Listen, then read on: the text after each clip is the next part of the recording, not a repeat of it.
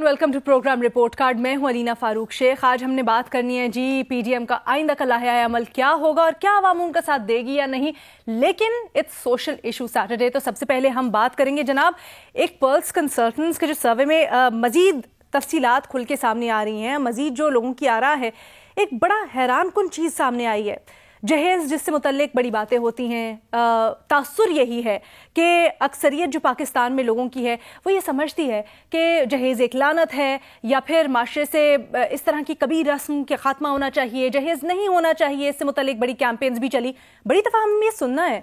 लेकिन ये जो पल्स कंसल्टेंट्स का सर्वे है, जब उनसे पूछा गया लोगों से, 2011 लोग थे, जब उनसे पूछा गया पूरे मुल्क में कि जो जहेज़ के ख़िलाफ़ हुकूमत ने कानून लाए हैं कि इसके ऊपर पाबंदी होनी चाहिए, तो लोगों की अक्सरियत 61% आवाम ने कहा कि जी इस कानून का ख़ात्मा होना चाहिए और जहेज़ की जो रस्म है ये देने की इजाज़त होनी चाहिए। इसके साथ साथ इंटरेस्टिंग ये था कि जनाब जिन्होंने सिर्फ नफ़ी में जवाब दिया उनका स्टार्ट है, उनका नंबर है 36%। बड़ा हैरान कुन है। इससे हैरान कुन बात यह है कि ख़वातीन की अक्सरियत 73% ख़वातीन ने यह कहा है कि जी जहेज़ देना चाहिए, सही है, कोई कबाहत नहीं है। मर्दों की तादाद कम थी। इसी के ऊपर आज हमने बात करनी है। सवाल कुछ यूँ है कि जहेज़ के नुकसानात, इसके ऊपर बड़ी बात होती है, इसका इदराक होने के बावजूद अवाम की अक्सरियत जहेज़ की हिमायती क्यों है? ओपन ऑप्शन है हमारे तमाम एनालिस्ट के पास। पैनल पर हमें ज्वाइन करें रसूल बख्श साहब, इरशाद भट्टी साहब, बेनज़ीर शाह साहिबा और महमल सरफराज साहिबा। महमल, आपसे आगाज़ करेंगे आज की गुफ्तगू का। बड़े ये इंटरेस्टिंग ऑब्जर्वेशन है जो कि सामने आई है, और इससे ज़्यादा इंटरेस्टिंग मुझे ये लगा कि मैंने देखा है बड़े ख़वातीन इसके ऊपर बढ़ चढ़ कर बात करती हैं, क्योंकि एक तरह से जब ख़वातीन की शादी होती है तो वो देख रही होती हैं किस तरह से उनके माँ बाप के ऊपर बोझ होता है जहेज़ देने का, ये स्टिग्मा अटैच्ड होता है। तो मुझे बड़ी हैरानी हुई ये देख के कि 73% ख़वातीन शामिल हैं जो कहती हैं कि जी ये जहेज़ पर पाबंदी के कानून के ख़िलाफ़ कुछ होना चाहिए। देखिए अलीना, पहली बात तो ये है कि मैं वैसे सरप्राइज नहीं हूँ इस पूरे जो रिजल्ट्स आए हैं, क्योंकि एक हम वैसे तो कहते हैं कि जहेज एक लानत है, और ये जो है एक बड़ा कॉमन सा एक फ्रेज है। और अगर ये जहेज इतना बड़ा इशू ना होता तो आज हम इसको इस प्रोग्राम में डिस्कस भी ना कर रहे होते। कोई छोटी मोटी चीज तो है नहीं ये। लेकिन बात ये कि औरत का ये इशू इस तरह से नहीं है कि ये मर्द इम्पोज करते हैं। एक पेट्रियार्कल सोसाइटी के अंदर औरतों के ऊपर ये एक चीज इम्पोज होती है औरत की वर्थ तोलने के लिए, औरत की वैल्यू के लिए। जिस तरह आपने कहा ये बड़ा एक अनफॉर्चुनेट है, और ये इस पूरे रीजन का है, ये खाली को पाकिस्तान का मामला नहीं है। ये हमारे जो इर्द गिर्द के मुल्क भी हैं उनके अंदर भी, भारत है, बांग्लादेश है, बाकी भी ममालिक के अंदर ये इस तरह की सोसाइटी में ये कल्चरली एनरिच्ड है ना, मजहब तो बिल्कुल ऑपोजिट है इसके। बिल्कुल ये कल्चरल चीज है। तो उधर का मसला ये है कि हमारे यहाँ ये सोचा जाता है कि बेटी जब पैदा होती है तो वो बोझ है, और ये समझा जाता है कि बेटी जो है वो कुछ कमाएगी नहीं, तो यानी कि वो वैल्यू कैसे एक औरत ऐड करे। तो जब उसकी शादी की जाती है तो फिर उसको ये तोहफे तहाइफ और इसके नाम के ऊपर ये दिया जाता है। 2017 में गैलप का एक सर्वे हुआ था जिसके अंदर ये कहा गया था कि 56% जो लोग हैं वो ये कहते हैं कि हम एक्सपेक्ट करते हैं कि औरत जो है, जो दुल्हन है, वो जहेज लेकर आएगी। फिर अभी एक इरम नूर साहिबा ने पिछले महीने ही एक द न्यूज के अंदर आर्टिकल लिखा, उसके अंदर उन्होंने ये लिखा कि Pakistan has one of the highest death rates, जो डावरी डेथ रेट्स यानी जहेज से जो रिलेटेड होती है ना पर 100,000 में, वो पाकिस्तान के अंदर है। तो ये मुआशरा ऐसा है, यहाँ मसला ये है कि फैमिलीज को ये सब कुछ ये नीड्स मीट करनी पड़ती है। यानी कि बेटी, ये जो औरतें भी जिन्होंने ये रिस्पॉन्ड किया होगा, ये या तो लड़कों की माएँ होंगी या ये वो खवातीन होंगी कि जो जहेज अगर कम लेकर गई तो इनको मिसट्रीट किया ससुराल के अंदर, ससुराल ने अच्छा ट्रीट नहीं किया, या अगर ज्यादा जहेज लेकर गई तो इनको लगा कि इनकी एक वैल्यू बढ़ गई है। तो ये एक हमारा एक माशरती रवैयों का है। असल चीज जो हमें करने की जरूरत है, देखिए कानून कवानीन भी हैं, लेकिन बात वही है कि इंप्लीमेंटेशन, असल चीज रुकती तब है जब मुआशरे के अंदर एक अवेयरनेस हो। यानी कि हम अगर मीडिया में बैठकर अपना ये किरदार निभाएं और हम कहें कि ये जहेज नहीं लेना चाहिए, ना लेना चाहिए, ना देना चाहिए, और हम उसकी वजूहात बनाएं कि उसके बगैर भी एक शादी कामयाब हो सकती है, ससुराल आपको अच्छी तरीके से, और औरत एक वैल्यू वैसे ही ऐड करती है आपके उसके अंदर, बेशक वो अगर फाइनेंशियली कमा ना भी रही हो। तो फिर ये वाली चीजें बहुत इंपॉर्टेंट है। दूसरा ये कि हुकूमती सतह के ऊपर भी मेरे ख्याल में एक अवेयरनेस कैंपेन की सख्त जरूरत है। हमारे स्कूल्स, कॉलेजेस, यूनिवर्सिटीज के अंदर भी ये, जब तक आप इसकी अवेयरनेस नहीं स्टार्ट करेंगे तब तक ये जो एक मुसीबत है जहेज, ये खत्म नहीं होगी पाकिस्तान के मुआशरे से। ठीक है। बेनज़ीर शाह साहिबा, बड़ा पर्सनल है ये मेरे लिए भी, क्योंकि जिस तरह मेहमन ने अभी कहा, बिल्कुल सही कह रही हैं। अक्सर अगर आपके इमीडिएट ससुराल वाले इसके ऊपर ऑब्जेक्शन नहीं है, कुछ सवालात नहीं करते, या अब जैसे रुझान या माशरती रवैये बदल रहे हैं, लोग कहते हैं हम जहेज एक्सेप्ट नहीं करेंगे, तो जो एक्सटेंडेड फैमिली है उसकी तरफ से बड़ा प्रेशर आता है और ये बार बार पूछा जाता है लड़की से कि भाई क्या लेके आई, क्यों नहीं लेके आई, अच्छा नहीं लेके आई, फिर कंपैरिजन्स होते हैं। तो माशरती रवैयों को बदलेंगे, लेकिन क्या ये आसान है उतना जितना हम कह रहे हैं? लीना, पहले तो लोगों को फिर से ये याद दिलाने की जरूरत है कि जहेज है क्या। जहेज एक तरह से आप अपनी बेटी का सौदा कर रहे हैं, आप उस पर कीमत लगा रहे हैं।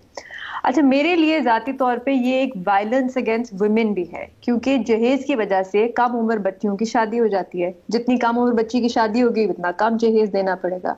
और जहेज की वजह से, जैसे मेमन ने कहा कि हम अक्सर रोज अखबार में ये पढ़ते हैं कि किसी लड़की के ऊपर तेजाब फेंक दिया गया, उसको किचन में आग लगा दी ससुराल वालों ने क्योंकि वो जहेज कम लेके आई थी। अच्छा, इसका ये एक वायलेंस अगेंस्ट वुमेन है, इसको इस कैटेगरी में डालना बहुत जरूरी है। अच्छा, इस पे पाबंदी है 1976 से, ये कानून है पाकिस्तान में अभी, बल्कि इस साल मेरे ख्याल से अक्टूबर में इसको अमेंड किया था और उसको ज्यादा सख्त किया गया है। अब आपको 2 साल की कैद हो सकती है अगर आप जहेज मांगे। अच्छा, अब मुझे खुद भी, मैं आपको लीना बताऊं, मुझे इस कानून के बारे में पता भी नहीं था कि ये कानून है। जब तक ये अभी तक तरमीम जब हुई तो तब जाके मुझे पता चला कि ये इस किस्म का कानून है। अब मसला ये होता है कि जैसे मेमन ने कहा कि कानून होता है, इम्प्लीमेंट नहीं होता, कानून होता है, लोगों को पता नहीं होता। एक और इसका जो मसला है वो लीना ये है कि लोग जो है वो फिर पाबंदी लग जाती है लेकिन वो उसको जहेज नहीं कहते, वो कहते हैं हम तो गिफ्ट दे रहे हैं बेटी को।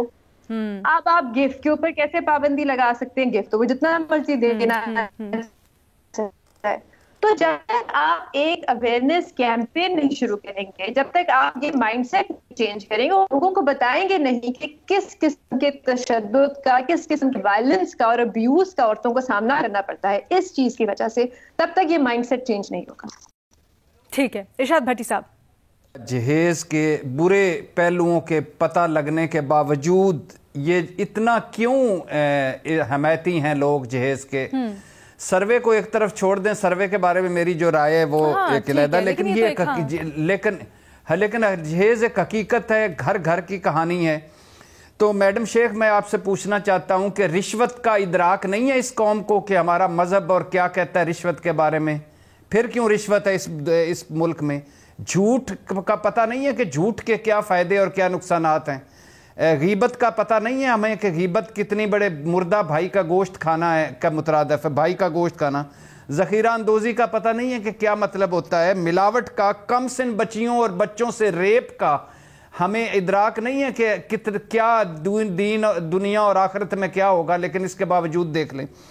मैडम शेख, कुरान पाक की एक आयत है, अल्हाकुमुत्तकासर हत्ता ज़ुर्तुमुल मुकाबर, तुम्हें कसरते माल की हवस ने गाफिल कर दिया यहाँ तक कि तुम कब्रों तक जा पहुंचे।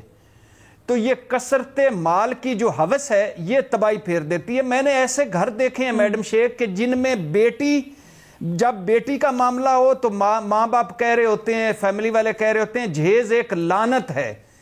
उसी फैमिली में जब बेटे को ब्याह रहे होते हैं तो कह रहे होते हैं जहेज एक नेमत है। यानी बेटी को जहेज नहीं देना, बेटे तवक्को करना कि बहू जहेज लेकर आए। दूसरी बात है मैडम शेख, आपने ये जहेज और ये जायदाद तकसीम ना होने से, कुरान से शादी कर देना औरतों की, मुर्गे से सिंध में मैंने देखा, और दरख्त से शादी कर देना, और अक्सर जहेज देकर बेटी को जायदाद से फारग कर देना। यानी जहेज देकर जायदाद से फारग, हालांकि जहेज एक हदिया होता है और जो तौफीक के मुताबिक और वरासत हक है बेटी का, लेकिन वो फारग कर देते हैं। आखिरी बात, दूसरी बात, आज भी जहेज ना होने की वजह से कई बहनें और बेटियां बूढ़ी हो रही हैं, शादियां नहीं हो रही, खुदकुशियां आज भी होती हैं इस सोसाइटी में। आज भी शादी एक बिजनेस है, जैसे बेनज़ीर साहिबा ने कहा, एक बिजनेस है, एक कारोबार है। और ऐसी शादी मैडम शेख करना क्या चाहिए? हमें अवामी सतह पर ऐसी शादियों का बाइकआउट करना चाहिए जिसमें पता चले कि जहेज की डिमांड थी और उन्होंने जहेज दिया। लोगों को समझाएं कि ये हिंदुआना रस्म है, इसका हमारे मजहब से कोई ताल्लुक नहीं। गरीब लोगों के लिए जहेज इकट्ठा ना करें। एक बुरा कॉन्सेप्ट होता है, गरीबों की बेटियों की शादी है, जहेज, उनको कहें कि खुदा के लिए डटें, खड़े हो जाएं, ये जहेज इकट्ठा करके शादियां ना करें, ये बाद में भी तंग करेंगे। और हुकूमत जहेज पर खसूसी कानून साजी करे, जजा सजा का निज़ाम सख्त करे। इस्लाम की नज़र में औरत का बेहतरीन जहेज उसकी तालीम और तरबियत है, ना कि ये फ्रिज और रेफ्रिजरेटर और टीवी और ये सारा कुछ। तो लिहाजा हम सबको इसमें अवेयरनेस भी फैलानी चाहिए और हुकूमत को भी अपना किरदार अदा करना चाहिए। ठीक है, रसूल बख्श साहब। देखें, ये ऐसे मामलात हैं जो कानून से तो दुरुस्त नहीं हो सकते, कि कानून का ताल्लुक तो जो बात सामने है, जाहिर है, जिसके लिए शवाहिद मौजूद हैं उस पर हो सकता है, लेकिन ये सब कुछ छुपे छुपाए होता है। और जहाँ पे कि रियासत अंदर जाके या उसके इदारे जाके छानबीन नहीं कर सकते, लेकिन कानून होने से कम एक सहारा ज़रूर है उन लोगों के लिए कि जिनका इस्तेहसाल किया जाता है, जिनको पर दबाव होता है कि आपकी बेटी तो हम उसी सूरत में ब्याह के ले जाएंगे जब आप इतना हमें जहेज देंगे, उस सूरत में उनके खिलाफ मुकदमा दर्ज किए जा सकते हैं। लेकिन फिर वो ये है कि उन मामलात में फिर दो घरों में कोई सुलह सफाई नहीं हो सकती, शादी नहीं हो सकती। जहाँ कोई झगड़ा पैदा होगा, तनाज़ा पैदा होगा, वहाँ पे ये सिर्फ कानून हरकत में आ सकता है। मुआशरे दुरुस्त करने के लिए मैं समझता हूँ कि कानून साजी ज़रूरी है, लेकिन उसके साथ जब तक कि हमारी रिवायात, वो रिवायात के जो फरसुदा हैं और जो इंसानियत की तजलील करती हैं, लोगों में खराबियाँ पैदा करती हैं, मजबूर करती हैं और तंग करती हैं, कि जिस तरह से कि लाखों की तादाद में मैं तो कह सकता हूँ कि ऐसे घराने हैं जो मजबूरी की सूरत में अपनी बच्चियों को घरों में बिठाए हुए हैं कि कोई रिश्ता लेने के लिए नहीं आता, कि इनके पास तो जहेज नहीं है, इनके पास क्या कुछ है। लोग आजकल ये देखते हैं, क्यों ये जहेज की दौड़ है, कि लोग ये देखते हैं कि इनकी माली हालत क्या है।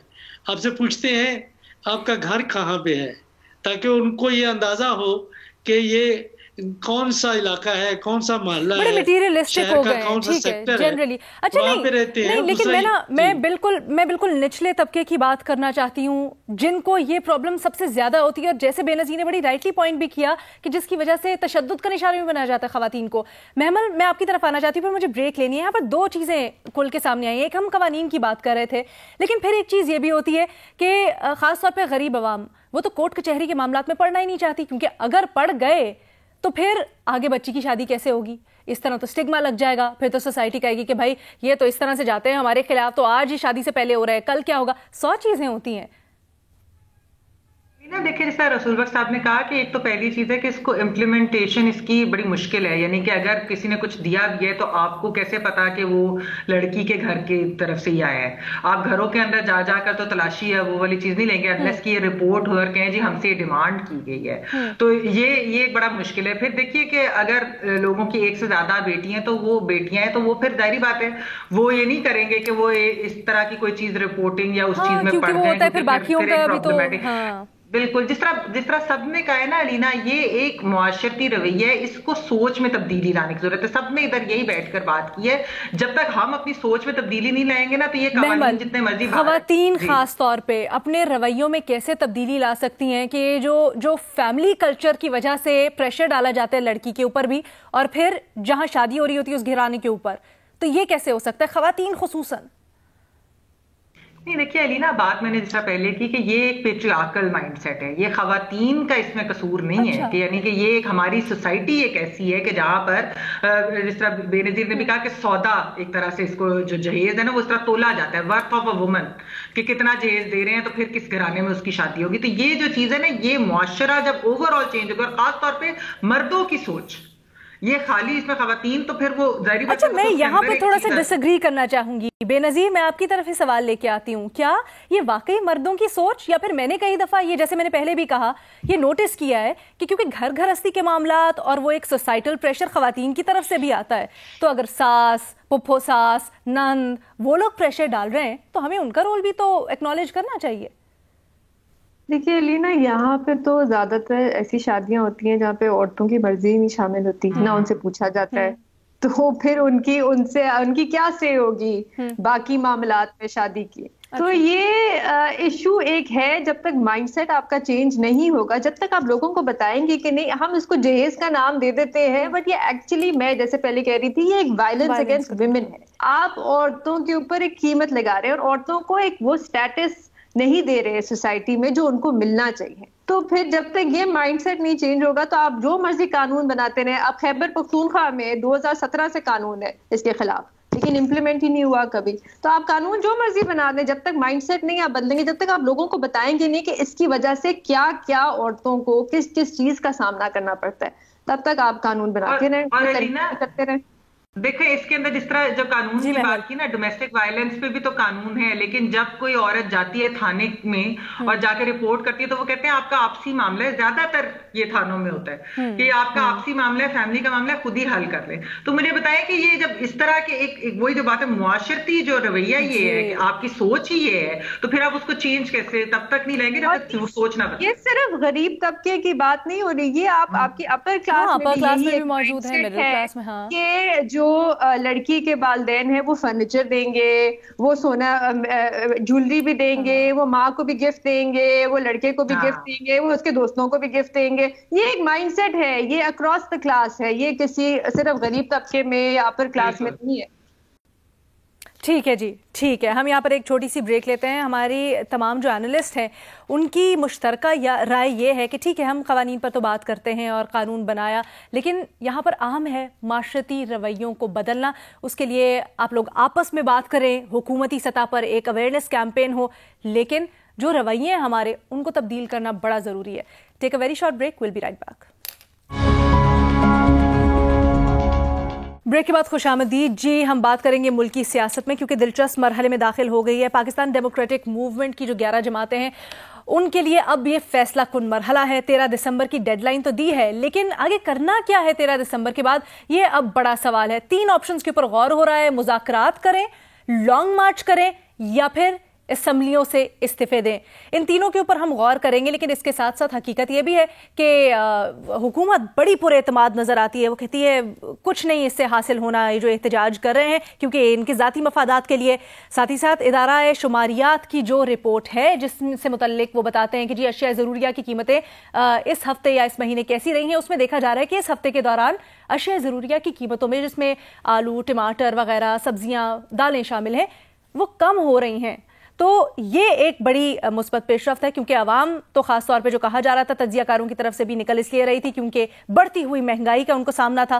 तो अब ऐसे में सवाल यहाँ पर ये पैदा होता है कि ठीक है, पीडीएम एहतजाज तो कर रही है, लेकिन अगर चीज़ों की कीमतें मुस्तहकम हो रही हैं, या वज़ीर आज़म और हुकूमत जिस तरह से दावा करती है कि मईशत भी मुस्तहकम हो रही है, तो क्या अवाम पीडीएम की तहरीक का साथ देगी? क्या अवाम का एतमाद पीडीएम की तहरीक को हासिल होगा, हाँ या नहीं? के ऑप्शन है हमारे एनालिस्ट के पास। बेनज़ीर शाह साहिबा। अलीना, देखिए, मेरे ख्याल से सिर्फ मईशत की बात नहीं होती, ये भी देखना होता है कि हम किस तरफ जा रहे हैं। और ऐसा लगता है कि हम एक फाशिस्ट किस्म की रियासत बनने जा रहे हैं। अब पिछले एक आध हफ्ते पहले लाहौर में एक स्टूडेंट मार्च था, तुलबा का मार्च था, बड़ा पुरअमन मार्च था। उसमें एक प्रोफेसर है, एकेडमिक है, अमार अली जान साहब, उन्होंने उसमें हिस्सा लिया। और सिर्फ क्योंकि उन्होंने उसमें हिस्सा लिया, उनके खिलाफ एक केस बना दिया गया। बल्कि वो जो केस बनाया उसमें लिखा हुआ था कि हमें इनसे, अमार अली जान साहब से बहुत डर लगता है। अच्छा, वो स्टूडेंट्स क्या मांग रहे थे? वो अपने बस बुनियादी हकूक मांग रहे थे, लेकिन उन पे केस भी बना दिया, अमार अली जान को गिरफ्तार भी करने की कोशिश की गई। तो फिर यहाँ पे सवाल ये बनता है कि क्या हमारी रियासत इतनी कमजोर है कि वो एक प्रोफेसर से और कुछ तलबा से डरती है? फिर आप देखें कल क्या हुआ, शाहजेब खानजादा ने एक शो किया। तो शाहजेब खानजादा साहब के खिलाफ मेरे ख्याल से कोई हफ्ते 2 हफ्ते से उनकी कैरेक्टर असैसिनेशन हो रही है, उनके खिलाफ कैंपेन चलाई जा रही है, हैशटैग चला रहे हैं, वो झूठ बोलते हैं। पता चला कि वो सही बोल रहे थे, उनके पास फैक्ट्स थे, और नदीम बाबर साहब जो थे वो गलत खबर फैला रहे थे। लेकिन अब ये, और उन्होंने मान भी लिया। अब ये भी सहाफियों के खिलाफ जब से ये हुकूमत आई है, उनके खिलाफ उनके यही होता है कि उनको कहा जाता है कि ये गलत खबरें फैलाते हैं, ये पैसे लेते हैं। तो ये हमने देखना है लेना कि हम जा कहाँ रहे हैं। अच्छा, बिल क्लिंटन जब अमेरिका में इलेक्शन लड़े थे तो उनका एक बड़ा फेमस स्लोगन था, इट्स द इकोनॉमी स्टूपिड। उनका एक स्लोगन था, मतलब कि सबसे जो अहम चीज होती है वो इकोनॉमी होती है। लेकिन अब आपको पूरी दुनिया में बहुत सी ऐसी मिसालें मिलेंगी जहाँ पे मईशत बिल्कुल ठीक है, लेकिन जब आप लोगों से उनके बुनियादी हकूक छीनने की कोशिश करते हैं तो वो फिर भी सड़कों पे आते हैं और वो फिर भी वो अपने बुनियादी हकूक आपसे मांगते हैं, जैसे कि आप हांगकांग का देख लें। अच्छा सिर्फ लीना, मैं आज का आपको बताऊं एक छोटी सी चीज। आज मेरे पास एक लिस्ट आई, उसमें कोई 200 से ज्यादा मुस्लिम लीग नून के कारकुनान के नाम है, उसमें MPA MNAs की भी नाम है, परवेज मलिक साहब का नाम है, उनके बेटे का नाम है, और वो कहा गया है कि ये शरपसंद कारकुनान है और इनको शायद 13 दिसंबर से पहले गिरफ्तार कर लिया जाए। तो अच्छा, अब यहाँ पर मुख्तलिफ पहलू आते हैं, मेरे पास टाइम थोड़ा सा कम है, इसलिए मैं चाहती हूँ हम डिबेट को जरा आगे बढ़ाएं। इरशाद भट्टी साहब, देखिए मैडम शेख, पहली बात यह है कि PDM की तहरीक जो है वो महंगाई, बेरोजगारी, गुर्बत के खिलाफ नहीं थी या नहीं है, या वो महंगाई, बेरोजगारी, गुर्बत के खिलाफ नहीं निकले। ये इमरान खान और इस्टेब्लिशमेंट के खिलाफ एक मन घड़त तहरीक है जो उनको अचानक उतरी कि चलो अब पहले साथ देकर अब खिलाफ हो जाएं। दूसरी बात है, PDM सियासतदानों का महंगाई, बेरोजगारी इशू रहा ही नहीं, ना है। गो के इमरान खान साहब ने सबको बेरोजगार कर दिया है सिवाय पीपल्स पार्टी के, लेकिन कभी भी उनका महंगाई, बेरोजगारी इशू नहीं रहा। अब बिलावल साहब को का महंगाई इशू है नहीं है, मेरा नहीं ख्याल कि होगा। 25,000 कनाल घर में रहने वाली मरियम नवाज का इशू महंगाई है, मेरा ख्याल है नहीं होगा। मौलाना साहब, कभी आपने मौलाना साहब को सस्ते बाजारों में या यूटिलिटी स्टोर पर आवाम के साथ चीज़ें खरीदते देखा है? नहीं देखा। तो बात यह है कि ये आवाम अब आ जाए इस पर कि आवाम आती है कि नहीं। इतनी मैडम शेख, इतनी ज्यादा आबादी है, 24 करोड़ 22 करोड़ बताते हैं, लेकिन 24 करोड़ के करीब आबादी है। सारी पार्टियां एक तरफ है, मतलब 70% जो लास्ट इलेक्शन के वोटर थे वो एक तरफ है, उनके सपोर्ट। इंटरटेनमेंट है कोई नहीं, तमाशबीनी का हमारे मिजाजों में है, लिहाजा एक माकूल हद तक लोग आएंगे और आते रहेंगे, और बिलाशुबा महंगाई, बेरोजगारी या ये आपको लगता है एक हद तक लोग आएंगे, आते रहेंगे, लेकिन अगर उसके बाद वो 3 ऑप्शंस जो कि PDM दे रहा है एक्सरसाइज कर ली तो फिर कुछ भी नहीं होगा मैडम शेख। क्या 3 ऑप्शन से इमरान खान ने घर चले जाना है? इस्तीफे दे दिए? नहीं, इस्तीफे दे दिए तो दोबारा इलेक्शन करवा दे, मेरा ख्याल है इससे तो यही होगा। इस तरह घर भिजवाएंगे तो कोई हुकूमत नहीं टिकेगी, अगली हुकूमत वो निकाल देगी, फिर अगले इस्तीफे दे देंगे। हाँ, वैसे ये बात है, ये सर्कल कब तक चलता रहेगा? ठीक है जी। इरशाद भट्टी साहब कहते हैं कि जी अवाम शायद निकल आए एक हद तक, लेकिन एतमाद PDM पर वो नहीं करते, सिर्फ तफरीह के लिए निकलते हैं। एक छोटी सी ब्रेक लेते हैं, बाकी दोनों तज्जियाकारों की राय जानेंगे। जनाब, क्या PDM को आवाम का एतमाद हासिल होगा? जो मौजूदा सूरत हाल है उसमें, ये पूछ रहे हैं अपने तज्जियाकारों से। रसूल बख्श साहब जी, मेरा ख्याल ये है कि लोग जलसों में जिस तरह से आते रहे हैं, आते रहेंगे, लेकिन क्या जो लोग जलसों में आ रहे हैं ये उनके कारकुनान हैं, लाए गए हैं, खुद आए हैं, या ये अवाम के जज्बात की तर्जमानी होती है?